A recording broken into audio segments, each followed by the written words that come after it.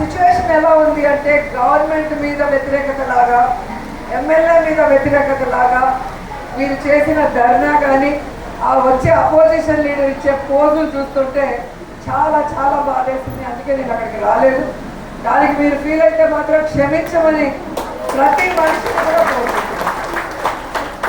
ఈ మనసులోంచి చెప్పేది ఎప్పుడు నేను మాట్లాడే ధైర్యంగా ఇక్కడ ఏమనిపిస్తుంది, ఇక్కడ ఏమనిపిస్తే అదే మాట్లాడతాను. సో నేనేమంటానంటే మహిళా పక్షపాత ముఖ్యమంత్రిగా జగన్మోహన్ రెడ్డి గారు మహిళలకు ఎప్పుడూ అండగా ఉన్నారు. ఫస్ట్ ప్రయారిటీ అన్నింటిలో మహిళకే ఇస్తున్నారు. అది మీరు గమనిస్తున్నారు. మీ మనస్సాక్షిని అడిగితే మీకే అర్థమవుతుంది. రెండోది, మీ యూనియన్ వల్ల లేదా మీ జీతం వల్ల మీరు ధర్నా చేస్తే దానికి నేను మేడంకి చెప్పాను, వాళ్ళకి ఏ సమస్యలు ఉన్నా నా దగ్గరికి ఒక రిప్రజెంటేషన్ ఇవ్వండి, నేను ఎంత దూరమైనా వెళ్ళి దాని గురించి డిస్కస్ చేయగలమా లేదా. ఎందుకంటే ప్రతి గవర్నమెంట్కి ఒక లిమిటేషన్ ఉంటుంది. 5 ఏళ్ళు ఒక్కసారే కదా ఏదైనా చేయగలం.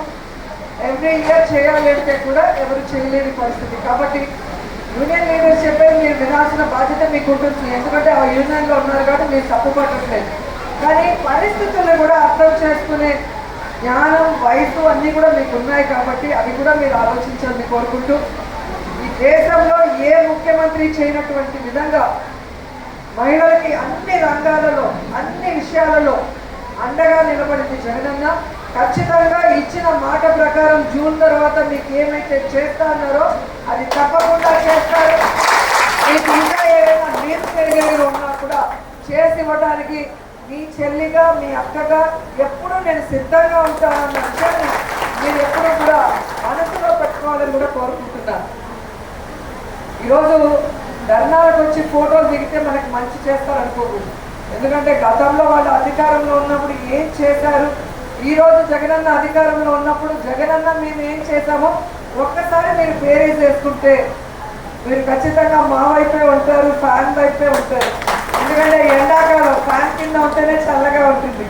అలాగే రోజమ్మ ఇక్కడ ఉంటేనే ఆడపడుచుగా ఆడబిడ్డలందరూ కూడా మీరు ఎమ్మెల్యే అయితే ఏ విధంగా మీరు ముందుకు వెళ్తారో అలా మీ అడుగుజాడల్లో నేను వెళ్ళడానికి కూడా సిద్ధంగా ఉన్నాను అని చెప్పి ఈరోజు మీ అందరికీ కూడా మనస్ఫూర్తిగా చెప్తున్నాను. అండ్ ఈరోజు మిమ్మల్ని అందరినీ కలవడం కూడా చాలా సంతోషంగా ఉంది. ఎందుకంటే world women's day. So women's మహిళా సాధికారత దిశగా ఈరోజు మహిళలందరూ కూడా బయటకు వచ్చి మగవాళ్ళకి ఈక్వల్గా కష్టపడి పనిచేసి గుర్తింపు పొంది మల్టీ టాలెంటెడ్. మగవాళ్ళు సంపాదిస్తారు, తెచ్చిస్తారు, కానీ ఆడవాళ్ళు సంపాదిస్తారు, ఇంట్లో దాన్ని ఎలా ఖర్చు పెట్టాలో ఆర్థిక మంత్రిలాగా అన్నింటినీ కూడా వాళ్ళే డిసైడ్ చేస్తారు.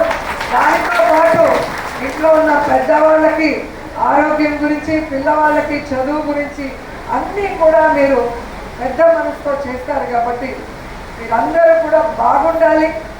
మీలో మేము ఎప్పుడూ కూడా మీ మధ్యలో ఉండాలని మనస్ఫూర్తిగా కోరుకుంటూ, ఖచ్చితంగా 2024 తర్వాత మీకు ఏదైతే జగన్ గారు ప్రభుత్వం ప్రామిస్ చేసిందో అన్నీ కూడా చేసి ఇవ్వడానికి మేము సిద్ధంగా ఉన్నామని కూడా తెలియజేసుకుంటూ, సో ఇన్స్పైరింగ్ ఉమెన్ అంటారు. సో ఒక్కొక్కరికి ఒక్కొక్క ఇన్స్పైరింగ్ ఉమెన్ ఉంటారు.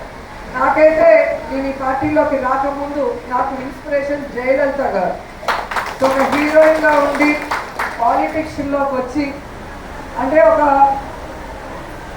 కళల ప్రపంచం సినిమా అంటే ఏ కష్టం తెలీదు. హీరోయిన్ అంటే ఒక బంగారు బొమ్మలాగా ఆమెను చూసుకుంటారు. సో అంత కంఫర్ట్ లైఫ్ను వదిలేసుకొని రాజకీయాల్లోకి వచ్చి మనకి ఈరోజు ఇంత పేరు, డబ్బు, గుర్తింపు ఎందుకు వచ్చింది? ప్రజల వల్ల వచ్చింది. వాళ్ళకి సర్వీస్ చేయాలన్న మోటివ్తో వచ్చినప్పుడు జనరల్గా పాలిటిక్స్లో ఒక డామినేటివ్ ఉమెన్, ఒక గట్టిగా వాయిస్తో ఎవరన్నా మాట్లాడితే ఎవరికి నచ్చదు. మీలో అయినా కూడా ఇళ్లలో చూడండి, సైలెంట్గా ఉన్న వాళ్ళని ఇష్టపడతారు కానీ కొంచెం గట్టిగా దానికి నోరు ఎక్కువ అండి. అది ఒక టైప్ అంటారు.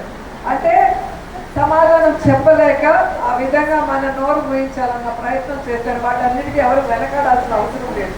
సో అలా జయలలిత గారిని పాలిటిక్స్లో ఎంతో హ్యూమిలేట్ చేస్తే అవన్నీ తట్టుకొని తాను వచ్చింది ప్రజలకు సర్వీస్ చేయాలి, ఒక తల్లి మనసుతో అందరికీ అండగా ఉండాలనుకోవటం ఆమెలో నాకు నచ్చిన గుణం.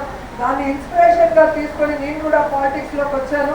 వచ్చినప్పుడు జయలలిత మనకి కలిసి ఆవిడ ఆశీర్వాదాలు తీసుకొని నేను ముందుకు నడిచాను. సార్లు నన్ను ఓడించినా నేను ఏ రోజు భయపడలేదు, వెనకడుగు వేయలేదు. ఒక టీం వర్క్, పాలిటిక్స్ అంటే టీం వర్క్. నేను ఒక్కదాన్నే చేసే పని కాదు కదా.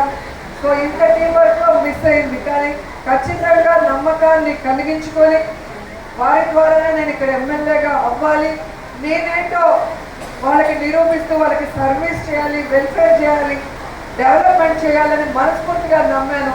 సో మీ అందరి ఆఫీసులతో ఈరోజు 2 సార్లు ఎమ్మెల్యే అయ్యాను, మంత్రిని కూడా అయ్యాను. సో ఇవన్నీ కూడా మీ ఆఫీసులు. ఎందుకంటే మీరు రెగ్యులర్గా వార్డ్స్లో వెళ్తుంటారు, ప్రతి కుటుంబంతో మీరు టచ్ అవుతుంటారు. సో మీతో ఎక్కువ డిస్కస్ చేస్తూ ఉంటారు ఓటర్స్ కూడా.